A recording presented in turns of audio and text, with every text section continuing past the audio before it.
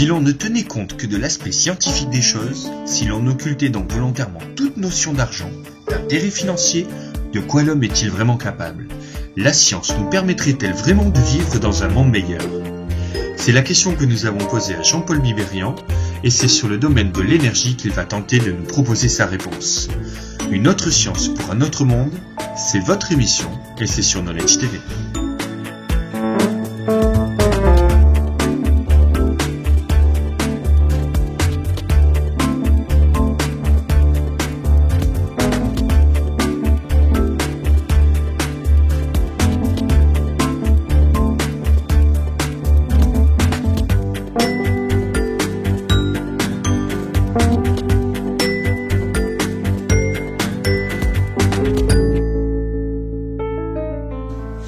Alors en 1989, il y a deux scientifiques, un américain, Stanley Pons, un anglais, Martin Fleischmann, qui font une conférence de presse, ça se passe le 23 mars 1989, et qui disent « On a réussi à faire des réactions nucléaires dans un tube à essai ».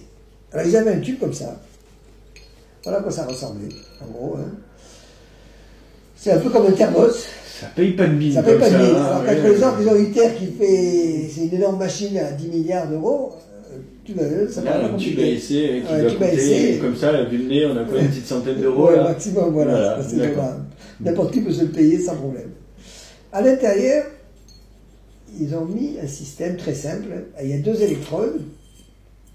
Il y en a une au centre qui est en palladium et l'autre qui est en platine qui fait le tour. Ils trempent tout ça dans un liquide. Le liquide, c'est de l'eau lourde. Avec la fameuse eau lourde. La fameuse eau lourde. Et qui sert à faire les glaçons qui coulent dans le pastis. Voilà. Ils mettent cette eau lourde. Et l'eau, vous savez, peut-être les gens ne sont pas au courant, mais l'eau, c'est un isolant électrique. On ne peut pas s'électrocuter avec de l'eau. Sauf si l'eau est sale. C'est pour ça qu'il ne faut quand même pas marcher avec des flaques d'eau, parce que l'eau n'est pas très propre. C'est mettre les doigts dans la prise en même temps. Mais l'eau, bien propre, c'est un isolant. Donc, pour que le courant passe, il faut rajouter quelque chose dedans. Donc, on met un sel. Là, ils ont mis un sel de lithium.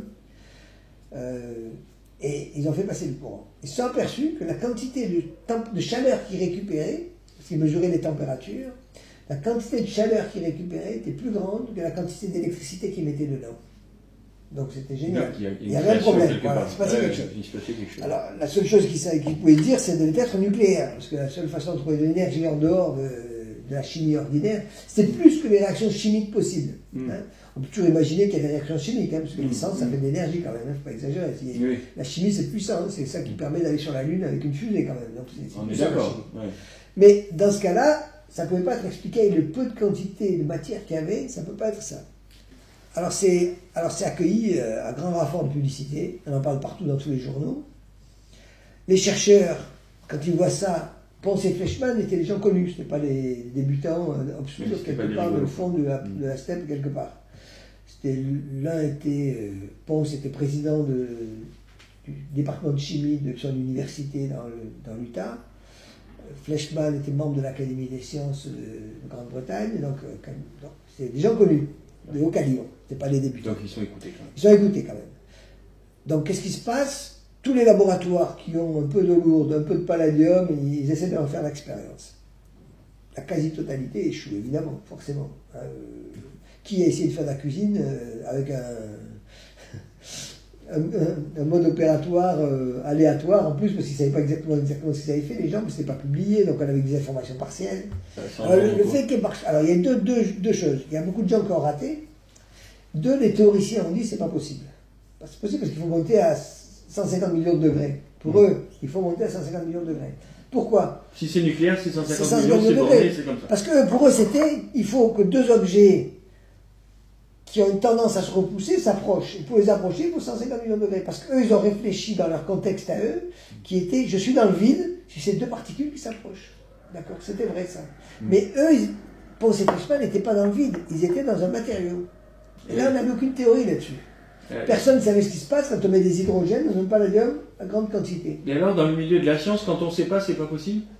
Alors, le problème, c'est qu'on touche à un milieu très très particulier. C'est pas seulement scientifique, c'est politique et industriel en même temps, c'est tout ce qu'on veut. C'est l'énergie. Et l'énergie, c'est le nerf de la guerre, au sens propre figuré du terme. C'est le même domaine militaire. Oui, ça tout à la fois. C'est la pire des choses, c'est toucher à l'énergie.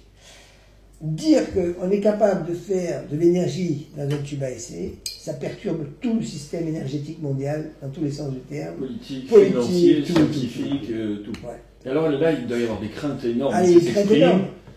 Des réticences, des politiques qui doivent s'en mêler et freiner des quatre fers, des financiers qui doivent faire du lobbying. Là, ça doit bouger dans tous les sens. C'est la catastrophe, là. Ça, on a touché un truc qu'il ne faut pas toucher. Il y a des choses qu'il ne faut pas toucher dans la vie. Là, vous touchez un édifice, tout s'écroule. Imaginez un système où chez vous, vous avez un générateur qui fait de l'électricité, vous n'avez pas besoin d'EDF. Mais c'est la catastrophe. Qu'est-ce que vous faites de toutes vos usines? Qu'est-ce que vous faites de tout ce personnel? Vous vous rendez compte? Alors, quelles répercussions pour Ponce et Fleischmann qui alors, sont là? Ponce et Fleischmann sont là, c'est la catastrophe pour eux. Il y a le Congrès. Alors, bon, évidemment, ça fait du bruit. Le Congrès a dit, on voudrait voir si on ne pourrait pas développer ces technologies, quand même, le Congrès américain. Donc, ils font une audition, etc. Ils décident de mettre un panel, un groupe de spécialistes qui va étudier la question. Ils font une étude. On prend quand même le problème. Oui, ils prennent le problème à cœur, ils essayent. Ils envoient un groupe de spécialistes qui va visiter plusieurs laboratoires, qui fait un rapport, qui dit, voilà, écoutez, il y a peut-être quelque chose, on n'est pas sûr du tout, qu'il y a peut-être des erreurs, ça vaut le coup de regarder, mais il ne faut pas faire un programme spécial là-dessus. Mais la traduction pratique a été faite, c'est interdit de travailler là-dessus. Mais dans le rapport lui-même... Qui a fait cette traduction et comment elle s'est imposée, cette traduction il y a 3 laboratoires qui ont essayé de refaire, 3 des laboratoires prestigieux. Aux États-Unis, c'était le MIT à Boston, le Caltech près de Los Angeles, et un laboratoire en Angleterre. Ces 3 laboratoires ont voulu refaire l'expérience. Ils étaient une sorte de référence. Si ça marche, on a les meilleures personnes là, ils devraient y arriver. Ouais. Ils ont travaillé 3 semaines, hein, pas plus. Hein. Ah oui. Au bout de 3 semaines, ils ont dit ça marche pas. D'autant plus, il y a un des laboratoires qui a un peu truandé les données, parce qu'ils ont comparé l'eau légère et l'eau lourde, l'eau ordinaire et l'eau lourde. Et la courbe de l'eau lourde a été plus élevée que la courbe de l'eau légère, mais ils ont corrigé un peu les données après pour que ça n'y ait plus d'effet. Et l'affaire est passée, ça marche pas. Alors en fait, vous êtes en train de nous dire qu'on s'est servi de ces laboratoires pour leur faire dire que ça marchait pas, on les a fait travailler 3 semaines dessus, les rapports tombent, 3 semaines après ça marche pas, on abandonne. On abandonne. Alors qui c'est qui reste? Alors il reste des gens qui ont réussi. Parce que dans le tas de gens qui ont échoué, il y en a quelques-uns qui ont réussi quand même. Ah oui. Sur la grande quantité de gens qui ont essayé. Il y en a qui connaissaient Ponce et Fleischmann de réputation, ou qui avaient travaillé avec eux, qui les connaissaient bien, qui savaient qu'ils n'avaient pas dire n'importe quoi, que ce n'étaient pas des débutants, qu'ils n'allaient pas truander leurs données. Donc ils ont commencé à discuter avec eux, ils ont refait des expériences. Donc il y a un groupe de gens, 100, 200, 300 personnes à peu près dans le monde entier, qui ont continué à travailler. En dehors des contrôles des lobbies politiques. En dehors de tout, voilà. Dans le catacombe, disons. Sur leurs propres deniers, je présume. Alors, il y a eu plusieurs cas qui se sont produits. Il y a des gens qui ont travaillé dans leur laboratoire sans le dire à personne, ils continuent à le faire avec les moyens qu'ils avaient. C'est pas de manip très très cher, hein. Vous avez vu l'appareillage, hein, c'est pas une grosse machine. Hein. Donc il y a des gens qui ont continué à le faire dans leurs universités sans rien dire. Il y a des gens qui ont réussi à le faire de manière institutionnalisée dans leur propre organisation. Il y en a quelques qui ont réussi. Il y a des gens qui ont eu des contrats de l'équivalent de l'EDF aux États-Unis, par exemple, qui a quand même regardé. Parce que dans ces organismes-là, il y a toujours des gens quand même qui sont curieux, qui disent quand même, il faudrait regarder. Hein. Même si officiellement c'est non, il y a quand même en souterrain des choses qui se passent. Des fois qu'il n'y aurait pas un petit brevet à déposer. Il y a quelque chose quand même. Les enjeux sont trop gros, on ne peut pas laisser tomber de choses pareilles.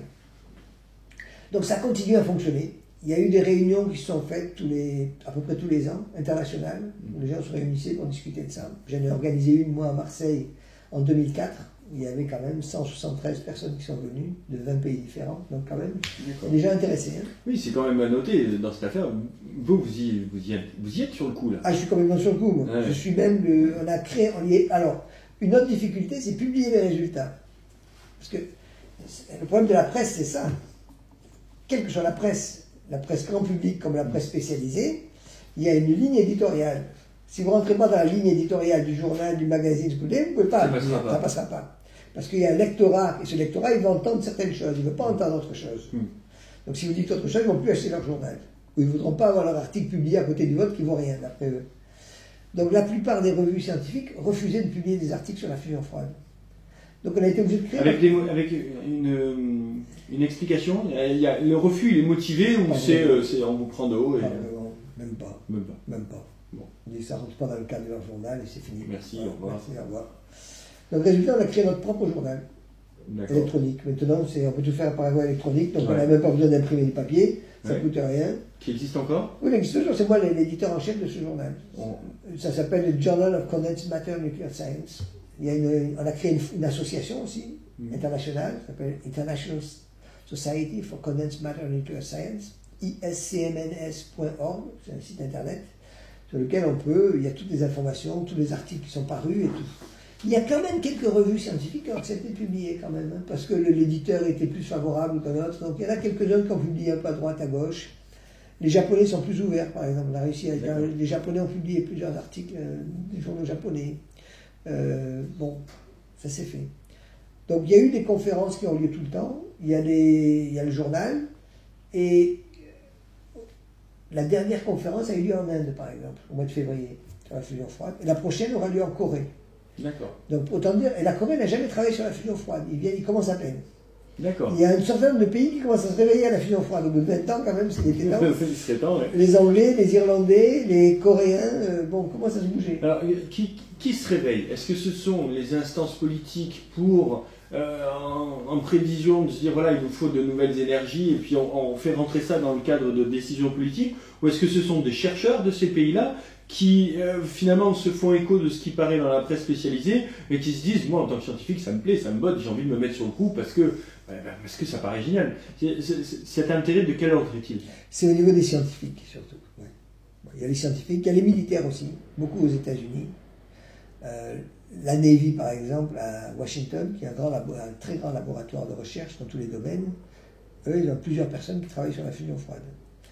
À la Navy, il y a aussi la Navy à San Diego aussi, qui a une équipe de recherche sur la fusion froide. Ah, mais alors là, ça devient politique.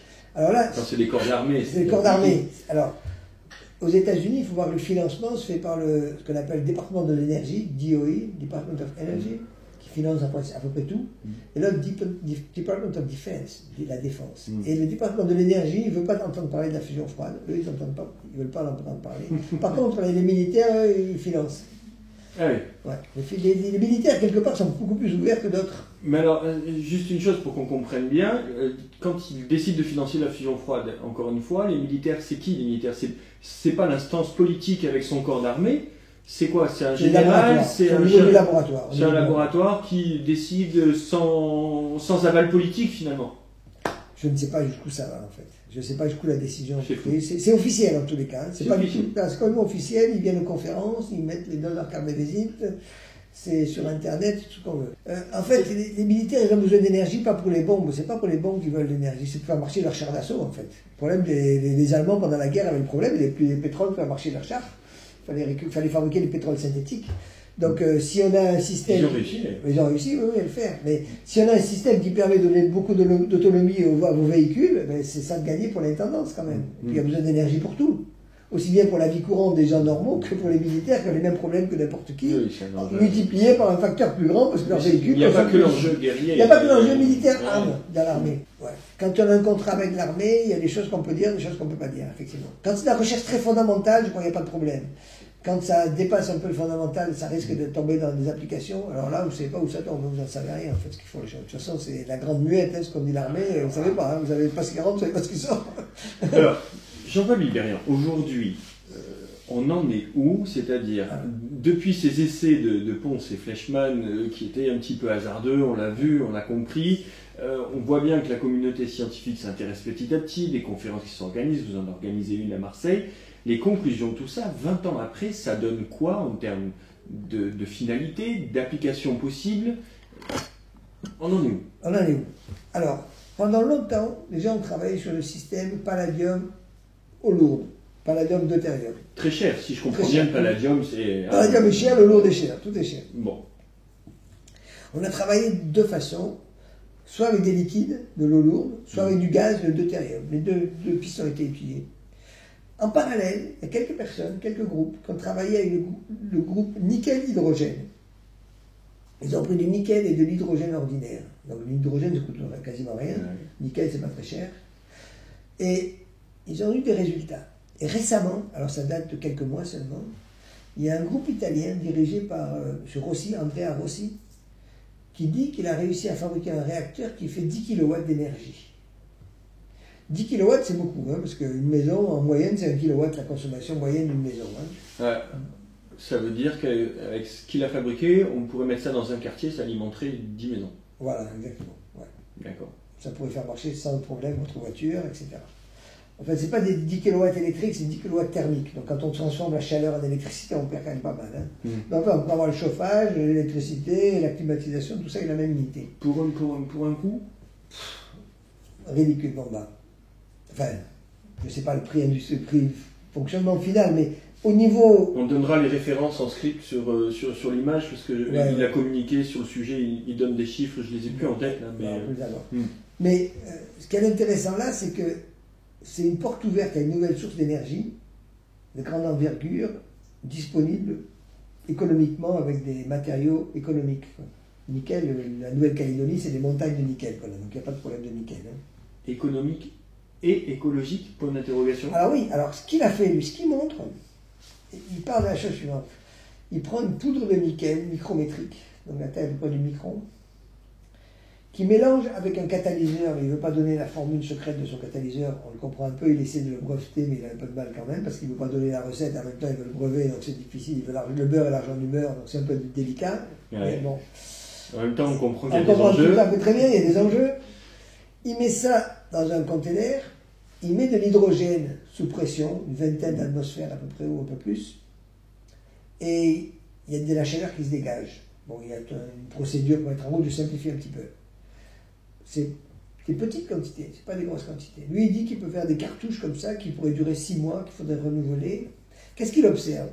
Il observe de la chaleur, il observe que son nickel se transforme en cuivre. Et en même temps, ce qui est étonnant chez lui, c'est qu'il dit qu'il y a un certain nombre de rayonnements gamma qui se produisent, mais qui ne durent pas. C'est-à-dire, dès qu'il arrête son réacteur, au bout d'une heure ou deux, il n'y a plus de rayonnement. Donc, il a l'air de faire quelque chose de radioactif, mais qui ne reste pas radioactif, qui disparaît tout de suite. Donc, bon, c'est assez intéressant parce que, un, ça prouve qu'il se passe des réactions nucléaires parce qu'il y a un rayonnement.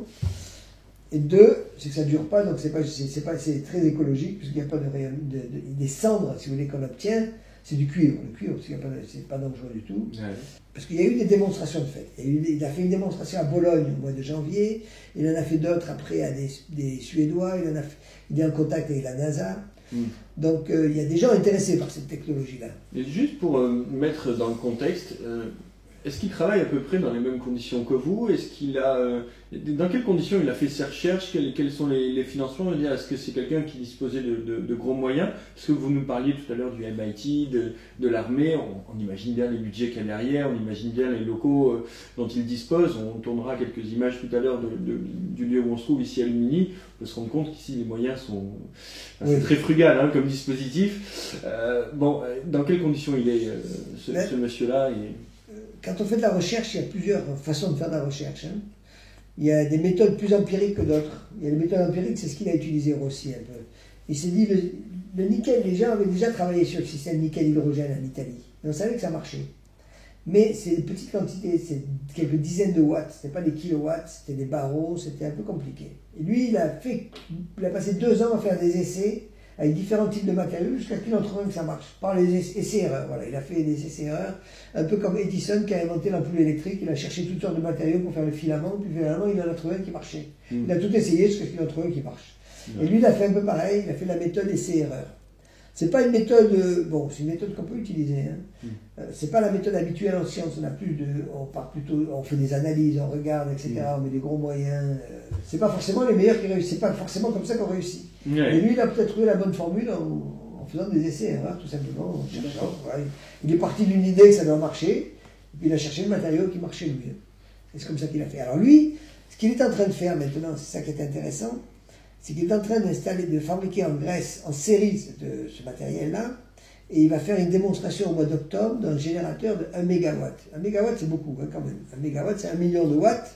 Sur le marché, il y a beaucoup de monde avec ça. Hein. Ça fait 1000 maisons, quoi. 1000 maisons. Ça fait un village, déjà. Hein. C'est-à-dire que là, on peut, parce que c'est quand même un peu la ligne directrice de Knowledge, on peut imaginer que c'est une application qui pourrait servir à fournir de l'énergie quartier par quartier dans une ville ou pour une entreprise ou quoi.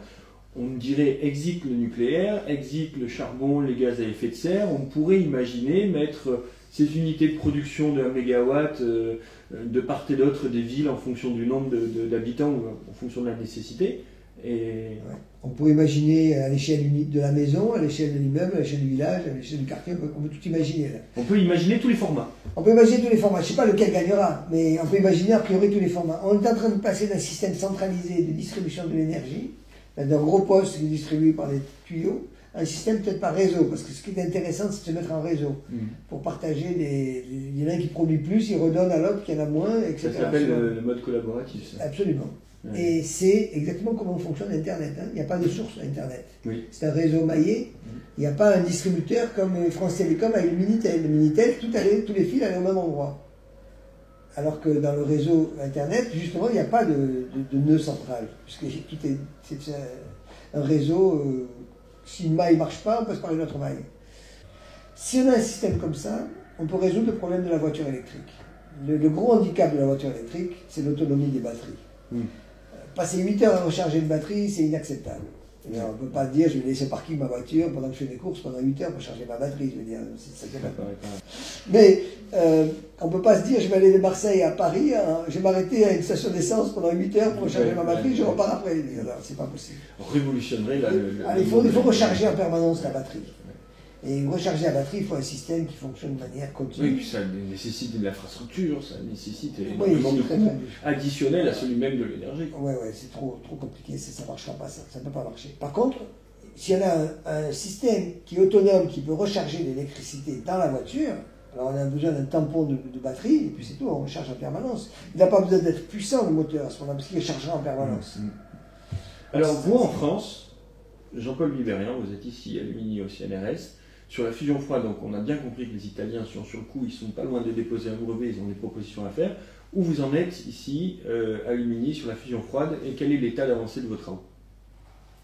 On n'est pas loin. C'est bien, on voit encore la ligne de départ. D'accord. C'est l'avantage, je n'ai pas encore perdu. Oui, mais attendez, ce qui serait intéressant, c'est de savoir aussi avec quoi vous travaillez. Voilà, le problème, c'est que j'ai aucun moyen ici.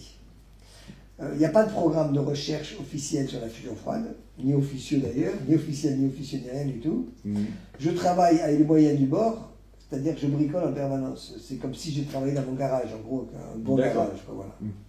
Avec une prise de courant et c'est tout ce que j'ai combiné. Mais est-ce que ici, l'université, le CNRS, quand même, reconnaît le fait que vous travaillez là-dessus, ou est-ce que vous travaillez un peu en sous-main avec d'autres activités qui sont un peu plus officielles?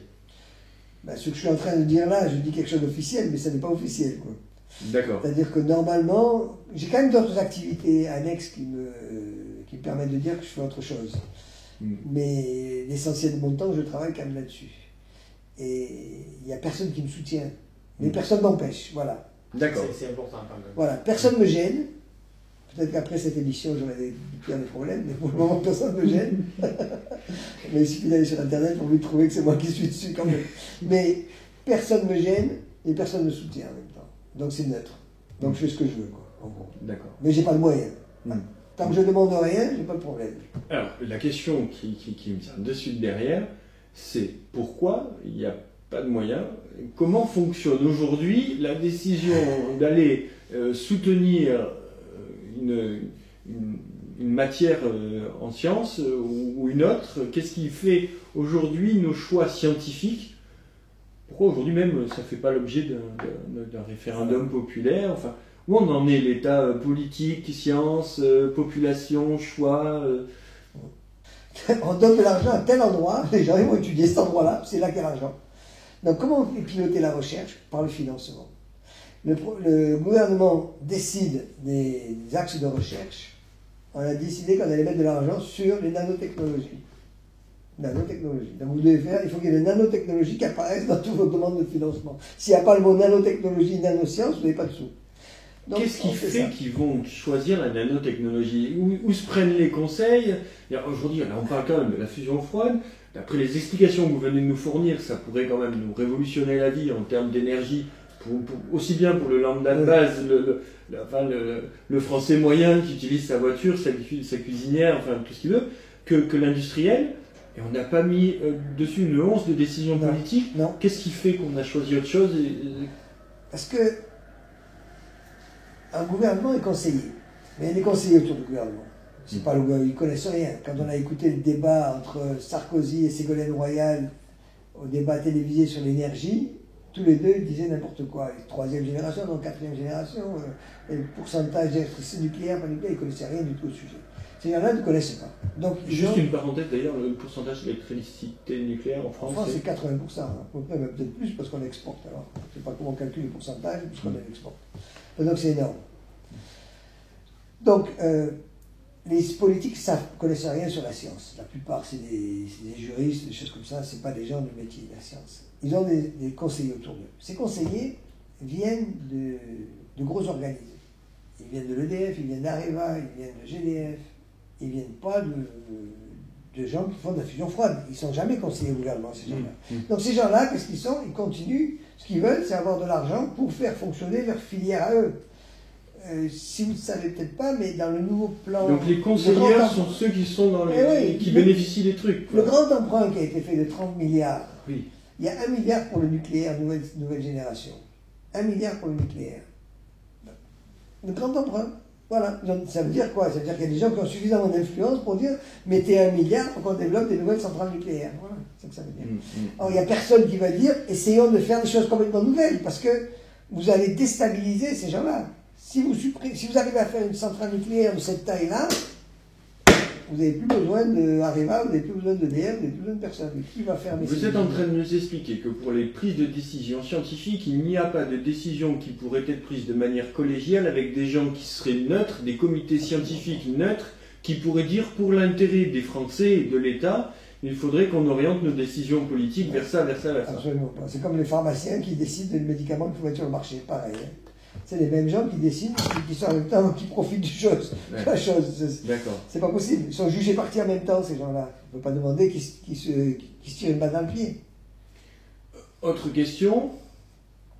On est dans un pays démocratique. On pourrait discuter beaucoup du sens du mot démocratique, mais quelle est la part de prise de décision du peuple quant à ses choix, lui?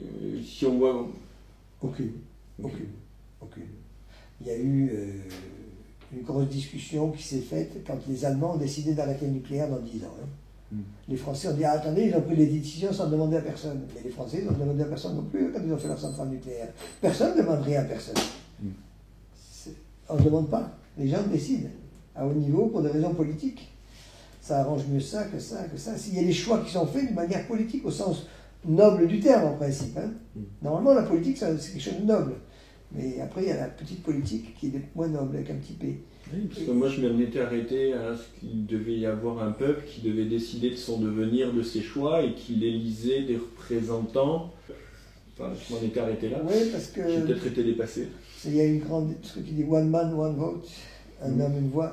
Mais en pratique, il y a des voix qui pèsent plus que d'autres. Et alors, la voie scientifique, c'est quoi? C'est une dictature, le chemin politique scientifique? C'est une dictature dans le sens où, ce que je disais tout à l'heure, le financement est dirigé, dirige la recherche automatiquement. Si le jeune gars qui arrive, qui commence ses activités de recherche, il va aller où? Où il a une promotion, une possibilité de se développer. Il va aller dans un endroit où il y a de l'argent. Il ne va pas aller dans un endroit où il n'y a personne, il n'y a rien. Ou peut-être que s'il va dans un endroit où il n'y a rien, dans 20 ans, il sera récompensé par le prix Nobel, ça c'est possible. Oui. Mais il faut qu'il attende 20 ans avec une chance très faible de l'avoir, le prix Nobel. Et qu'il galère un peu. Qu'il galère pendant 20 ans, ou 30 ans, 40 ans, ou peut-être qu'il galère pour ça veut dire que pour des questions finalement de décision politique basées sur une situation financière, on peut passer à côté de révolutions technologiques absolument gigantesques qui pourraient avoir des applications pour l'humanité de manière générale. Absolument. C'est pour ça qu'on a toujours besoin de francs-tireurs qui, à la marge, font des choses. Il y a toujours des gens à la marge. Et ces gens à la marge ne sont même pas écoutés par la presse, enfin, ils ne sont même pas publiés, d'après ce que vous nous expliquez. Non, ils ne sont pas publiés. Il y a une vraie difficulté, là. Non, on n'en parle pas. On n'en parle pas. Tout simplement, on n'en parle pas. L'affaire de Rossi, par exemple, si on va sur Internet, il y a beaucoup d'informations dessus. Beaucoup. Mais dans le grand public, ça n'apparaît pas. La RAI a fait un reportage dessus. Est-ce que vous croyez qu'on en a parlé à la télévision française? Aucun. Personne. Même les journaux n'en parlent pas, personne n'en parle. Personne n'en parle. Parce que si on met une information comme ça, on va mettre de la confusion dans la tête des gens. Il y a un message à faire passer qui est le nucléaire est sûr, pas dangereux, surtout le nucléaire français, surtout le PR, surtout nous, on est les plus forts. Si quelqu'un arrive avec une autre possibilité, on ne va plus les écouter. Donc il ne faut surtout pas brouiller le message. Bon alors dans tout ça, si on devait faire une conclusion, comment vous la formuleriez? Le mot de la fin, ce serait quoi? On est à un carrefour là, qui va se passer là. On est en train de quitter une zone où on était en souterrain. Les choses se passaient souterrain. C'est pas très visible. De temps en temps, il y a des petits trucs qui sortaient, mais très peu. D'un seul coup, ça va devenir visible et ça va changer beaucoup de choses dans les mois qui viennent. Je crois qu'on arrive dans une zone charnière. Là. Ça ne veut pas dire que demain, vous aurez ça dans votre maison. Hein. Mais ça va changer une perspective très rapidement. Je sais qu'en Chine, il y a 21 laboratoires qui travaillent sur la fusion froide. La Corée, je disais tout à l'heure, a commencé à travailler dessus. Il y a des gens qui sont intéressés. En Russie, il y a déjà beaucoup de laboratoires qui travaillent aussi dessus, sur la fusion froide. Il ne faut pas croire que la France est l'exemple numéro 1 de ce qui se passe ailleurs. Hein. Il se passe beaucoup de choses ailleurs et ça va se passer. C'est pour bientôt. Ce seront quelques résistants, scientifiques résistants qui, à force de travail acharné, auront réussi à forcer le politique à changer, finalement, devant le résultat. Devant le résultat, oui. À un moment donné, on n'a plus le choix. Hein. Je me rappelle très bien quand Internet est sorti, comment France Télécom a essayé de bloquer ça avec le Minitel, mais au bout d'un moment, ils ont été submergés. Et il valait mieux passer par Internet pour avoir les horaires à la SNCF gratuitement plutôt que de payer sur le Minitel. C'était incroyable. Mais à un moment donné, la diligence, elle a tenu tant ce qu'elle a pu, mais les trains allaient plus vite que la diligence. À un moment donné, on est obligé d'accepter la réalité. Hein. Quand ils ont fait les dirigeables, ils arrivaient à transporter plus de personnes que les avions. C'est vrai. Il y avait 100 personnes dans le dirigeable, il y avait 3 personnes dans l'avion. Mais après, la dirigeable a disparu, il y a des accidents, il y a des tas de problèmes, et les avions transportent 800 passagers maintenant. Donc, à un moment donné, il faut se mettre devant la réalité des choses. On peut freiner un petit peu, mais à un moment donné, on lâche. Hein. Et la pression devient trop forte, c'est fini. Hein. Donc là, dès que le produit va sortir, ça va changer complètement la donne. Il y a un moment donné, on peut faire tout ce qu'on veut, mais on ne peut pas l'empêcher. Ça pousse. On peut fermer les yeux et croire que ça n'existe pas, à un moment on peut le faire. Mais à un moment donné, c'est trop gros, trop évident, voilà, les choses ont changé, c'est comme ça. L'évolution, la technologie, la science, il y a des choses de base qui changent. Voilà. En conclusion, soyez responsables dans votre vie et regardez ce qui se passe autour de vous. Et grâce à Internet, on a l'information qu'on n'avait pas avant. En tout cas, l'information de cette rencontre avec Jean-Paul Wilberian sera sur Internet, sur notre site, donc knowledge-tv.com. On vous remercie beaucoup de nous avoir accueillis ici à Lumini. On va vous suivre un petit peu dans votre laboratoire. Je vous fais visiter un petit peu le laboratoire, voilà. Je vais vous montrer quelques expériences que j'ai fait en ce moment-là. Ben, on va tourner ça. Pour la partie sur la fusion froide, en tout cas, merci de nous avoir informés là-dessus. Et on reviendra peut-être vous voir, se tenir au courant de l'évolution de la situation sur la fusion froide. Quand vous voulez. Jean-Paul Wilberian, merci. Merci.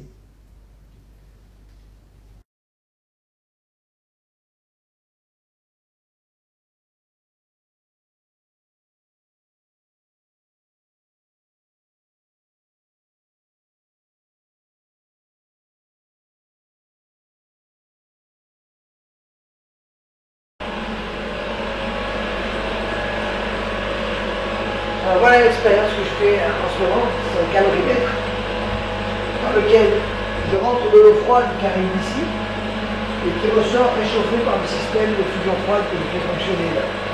Donc je rentre de l'eau à 38 degrés et ressort plus chaud de l'autre côté.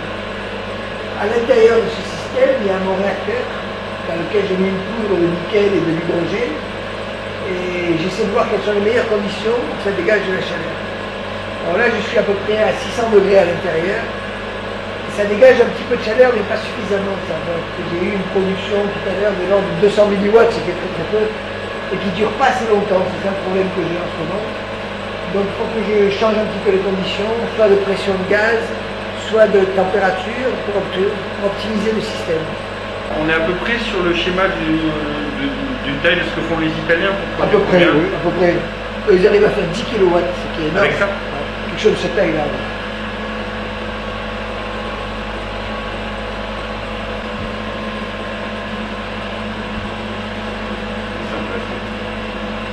Ça montre on sent un peu perdu au milieu du... Ouais, c'est pas mal ça. Ouais, quand on connaît pas, ça paraît compliqué.